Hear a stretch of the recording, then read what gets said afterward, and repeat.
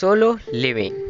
तो हम शुरू का थोड़ा सा बता देते हैं गाइस, इसमें क्या हो रहा है। इसमें फाइट हो रही है, देखो हंटर्स की मॉन्स्टर दानवों से। और इसमें गाइस कुछ होता है जैसे SABCDE रैंक वाले, जिसको ना हंटर्स को दिया जाता है कि आप एक A रैंक के हैं, B रैंक के हैं, C रैंक के हैं, D रैंक के हैं। तो इतने रैंक होते हैं जिसमें इन लोग को बांटा जाता है। ठीक है गाइस, अब ना हम सीधा मेन पॉइंट में आगे चलते हैं। तो एपिसोड की शुरुआत हो रही है एक कंपनी साइट पे, जहाँ पे एक आदमी जिसका नाम है कैम कुछ ड्रिंक पी रहा होता है। फिर वहाँ एक तरफ से एक ग्रीन शर्ट वाला आदमी वहाँ से आता है और कैम से बात करने लग जाता है। फिर दूसरी तरफ से एक लड़का आता है संग, और यही है मेन किरदार इस कहानी का। संग आते ही कहता है तुम सब लोग के साथ दोबारा काम करके अच्छा लग रहा है। फिर कैम संग से कहते हुए, हे संग, हम इधर हैं, यहाँ आने से पहले कुछ खा के आए हो ना? फिर संग, हाँ भर पेट खा के आया हूँ। फिर ये क्या चक्कर है, ये कोई तोप है क्या? हर कोई इसे ही पूछे जा रहा है, ऐसा वो ग्रीन शर्ट वाला आदमी कहता है। फिर कैम हंसते हुए, तोप छोड़ो, ये तो छोरी भी नहीं है। पता है जब तुम चले गए थे उसके ठीक बाद ये लड़का यहाँ पे आया है, और इसे हम दुनिया का सबसे कमजोर हंटर बुलाते हैं। ग्रीन शर्ट मैन ये कहता है, सबसे कमजोर, सबसे खतरनाक नहीं क्या? केम नहीं, ई रैंक की मामूली सी लड़ाई ने इसे हॉस्पिटल पहुंचा दिया। फिर आगे एक लड़की संग को, अरे जिंगू, तुम्हें फिर से चोट लग गई क्या? संग कहता हुआ, जूही, तो हम एक बार फिर से साथ में काम कर रहे हैं। जूही, देखो बात मत बदलो, पहले ये बताओ कि ये तुम्हारे चेहरे को क्या हुआ है? संग, वही जो हमेशा मेरे साथ हो जाता है। यार तुम अपना ध्यान रखना, कब सीखोगे? जिंगू, मैंने सुना तुम हॉस्पिटलाइज्ड थे। संग, वो सिर्फ ई रैंक की गुफा थी, इसलिए सिर्फ मैं ही घायल हुआ। जूही, क्या वहाँ पर कोई हीलर नहीं था?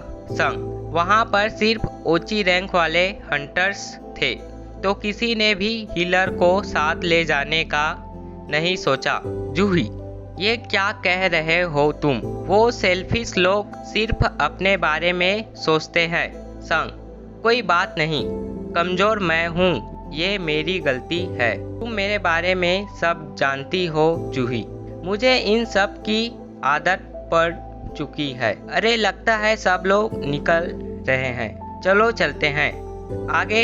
हंटर्स लीडर जू सॉन्ग कहते हुए कि आज का लीडर मैं हूँ।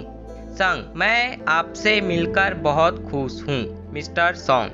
तो क्या आप सब लोग तैयार हैं? चलो आगे बढ़ते हैं। कैम संग को कहते हुए, हमारे पीछे ही रहना, वरना फिर से हॉस्पिटल जाना पड़ेगा। संग, ठीक है। जूही, घबराओ नहीं, सब कुछ अच्छा ही होने वाला है, संग से कहते हुए आगे। संग, हाथ में चाकू रखकर, मेरे पास एक चाकू है जिसमें ना के बराबर जादू है, पर फिलहाल मैं यही खरीद सकता था। चलो कम से कम खाली हाथ जाने से अच्छा है, आज मैं कुछ करके दिखाऊंगा। आगे तो आपकी मीटिंग कैसी रही चेयरमैन गो? उम्मीद करता हूँ सब अच्छा रहा होगा। उनके वही पुराने घिसे पीटे तय खाने, राख के तय खाने के टूटने से उन्हें तकलीफ हुई है, पर तय खाने के अंदर से मिलने वाले सभी चीज़ों को फिर भी इकट्ठा करना चाहते हैं। वैसे ये बात उनके लिए भी जायज़ है और हमारे लिए भी, और क्यों ना हो, उन तय खाने से मिलने वाली चीज़ों को बेच के ही हम हंटर्स अपनी ज़िंदगी चलाते हैं, और वो चीज़ें हैं हारे हुए दानवों से इकट्ठा किए ये एसेंस स्टोन, और ये बहुत कीमती है। आगे संग, मैंने कर दिखाया, मैंने इनको मार ही दिया। जूही, जिंगू, फिर लड़ाई होती है इन दानवों से, और इसमें संग को चोट लग जाती है। फिर संग की हेल्प के लिए वो ग्रीन शर्ट वाला मैन आ जाता है और हेल्प करके जूही को संग के पास रहने के लिए कह के और दानवों को मारने के लिए गुफा की ओर चला जाता है। जूही, चिंता मत करो, तुम ठीक हो जाओगे, मैं तुम्हें ठीक करूंगी। जिंगू फिर दूसरी तरफ कैम दानवों से लड़ता हुआ आगे। चेयर मैंगो अपने हंटर से हथियार के बारे में कहते हुए कि दानवों को मारने पर उनसे जो एसेंस स्टोन मिलता है उनसे हम और हथियार बना सकते हैं दानवों से लड़ने के लिए।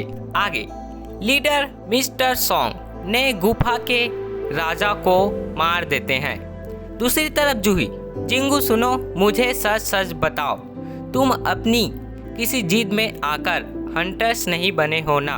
अगर ऐसा ही रहा तो वो दिन दूर नहीं, तब इससे बड़ा नुकसान होगा। चोट सिर्फ एक जगह नहीं बल्कि तुम्हारे पूरे शरीर पर लगी है। संग, सॉरी। जूही, मुझे सॉरी बोलने की ज़रूरत नहीं है, बस इतना ही बताओ मैंने जो कहा वो समझे या नहीं। दूसरी तरफ लीडर, तो क्या लूट का सारा सामान इकट्ठा कर लिया? कैम, हाँ, जितना हो पाया उतना तो कर ही लिया। ग्रीन शर्ट मैन, वैसे मुझे यहाँ शक्ति मनी ज़्यादा दिख नहीं रही है। अदर हंटर्स, यही हाल रहा तो हम ज़्यादा पैसे नहीं बना पाएंगे। संग, शायद मिशन पूरा हो गया और मेरे पास ई रैंक की सार मनी के अलावा कुछ भी नहीं है। इनकी नज़रों में इसकी कुछ कीमत भी नहीं है। आगे एक हंटर बाकी सभी लोगों को अपने पास बुलाते हुए उन्हें एक गुफा दिख जाती है। फिर अंदर जाने के लिए वो हाँ या ना में सभी से पूछते हैं।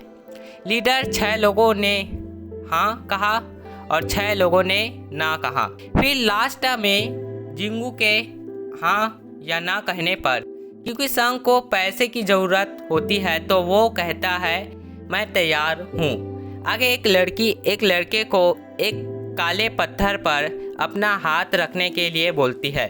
फिर वहीं से एक लड़की अब आप में से अगला नंबर किसका है कहती है। फिर आगे 2 चोर स्कूटी पे एक लड़की का पर्स मारकर भागते हुए, फिर उनके आगे एक सुंदर लड़की उन 2 चोरों को स्कूटी से गिरा देती है। फिर वो लड़की पर्स जिनका था वापस कर देती है। फिर वो पिंक कैप वाली लड़की छलांगे मारते हुए वहाँ से चली जाती है। आगे हंटर्स गुफा के अंदर जाते हुए संग जूही से माफ़ी मांगते हुए, क्योंकि मैंने अपना वोट हाँ में दिया और अब हम उन चीज़ों के तलाश में जा रहे हैं। जूही, तुम्हें मेरी फिक्र करने की कोई ज़रूरत नहीं है, मैं अपना ध्यान खुद रख सकती हूँ। संग, तुम कहीं मुझसे नाराज़ तो नहीं हो ना? जूही गुस्से में, तुम्हें क्या लगता है नहीं होना चाहिए? अपनी बेवकूफ़ियों से कब बाज आओगे? पता है वो चोट तुम्हें जरा भी ऊपर लग जाती तो तुम अब तक मर चुके होते। जिंगू, जानते भी हो मैंने कितनी मुश्किल से तुम्हारे हाथों और पैरों को ठीक किया है, लेकिन तुम्हें क्या पड़ी है? चोट तुम्हारे दिमाग में तो नहीं लगी ना? क्योंकि मुझे ऐसा ही लग रहा है। संग, मुझे माफ़ करना। जूही, तुम मेरा मतलब समझ भी रहे हो या नहीं? संग, हाँ। जूही, शुक्र है किसी मामले में तो तुम्हारा दिमाग काम कर रहा है, नहीं तो क्या होता? अच्छा बताओ, तुम्हें मुझे बाहर खाने पर ले जाने वाला आइडिया पसंद नहीं आया क्या? संग, नहीं नहीं, ऐसा बिल्कुल नहीं है। आगे अदर हंटर, इधर देखो, राजा का कमरा मिल गया।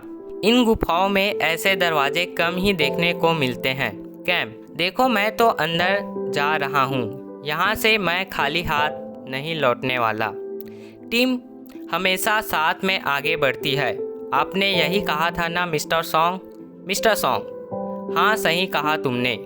आगे हंटर्स चेयरमैन सभी लोगों का स्वागत करते हुए और कहते हैं, आप में से कुछ लोग होंगे जो हंटर्स बनना पसंद करेंगे और कुछ ऐसे जो इस रास्ते पर बिल्कुल नहीं जाना चाहेंगे। लगभग 10 साल पहले ये गेट्स सामने आए थे, पर अभी भी बहुत कुछ जिसके बारे में हम नहीं जानते।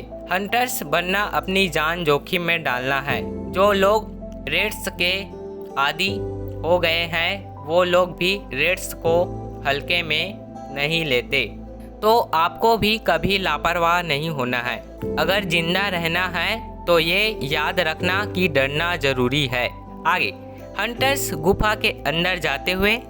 एक हंटर, यहाँ ये सब स्टैचू कैसे हैं? काफ़ी पुराने लगते हैं।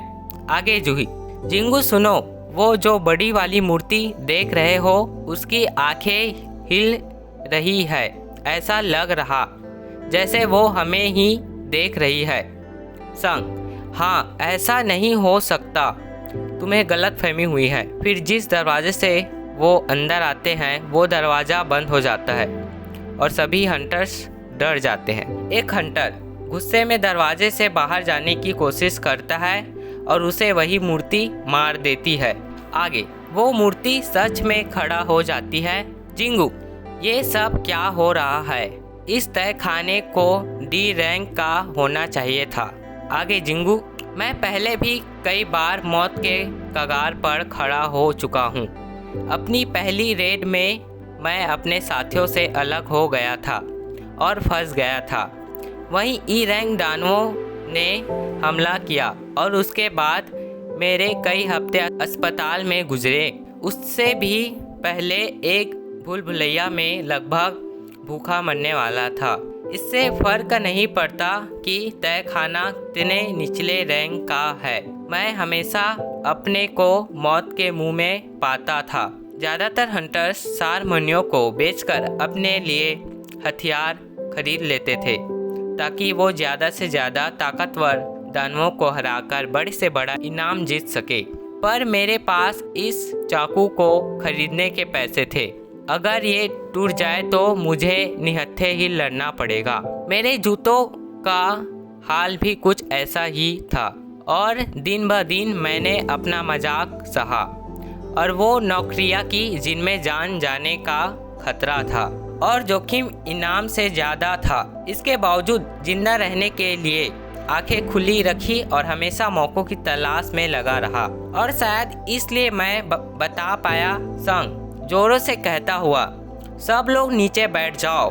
फिर उस मूर्ति के आँख से ज्वाला निकलती है बट सभी बच जाते हैं, लेकिन सब डर जाते हैं क्योंकि उनके चारों ओर आग ही आग होता है। संग, हम सब मरने वाले हैं।